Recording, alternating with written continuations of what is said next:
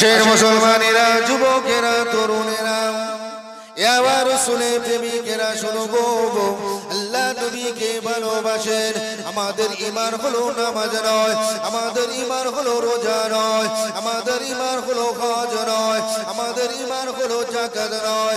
এই যুবকেরা, তরুণেরা, এবার রাসূলের প্রেমিকেরা শুনে গে দাও, আমাদের ঈমান হলো জানেন থেকে আল্লাহ আল্লাহ রাসূলকে ভালোবাসা।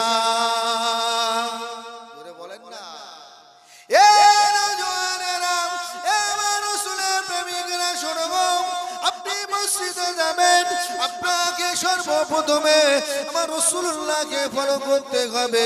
আপনি নামাজে দাঁড়াবেন, আমার রাসূলুল্লাহকে ফলো করতে হবে। আপনি রুকুতে যাবেন, আমার রাসূলুল্লাহকে ফলো করতে হবে।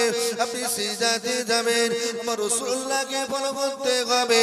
এ যুবকেরা, তরুণেরা, আব্বারা, যে জায়গায় যাবেন আমার রাসূলুল্লাহকে ফলো করতে হবে। এ যুবকেরা, এ মা মুরব্বিরা, আপনারা হয়তো মনে মনে করতে পারেন রাসূলকে ভালোবেসে ঈদে মিলাদুন নবী করেছি, ও জায়গায় বসতে হবে না, নাজাত পেয়ে যাব না। যুবকেরা শুনে কে দাও, আমার আল্লাহ পাক কি বলতে লাগলেন। এ দুনিয়া জমিনে বান্দারা শোনো, আমি আল্লাহ কি বলি শোনো, আমি আল্লাহ কি জানাই শোনো। ও রব্বি আল্লাহ, আপনার বান্দাদের জন্য আপনি কি বার্তা দিতে চান?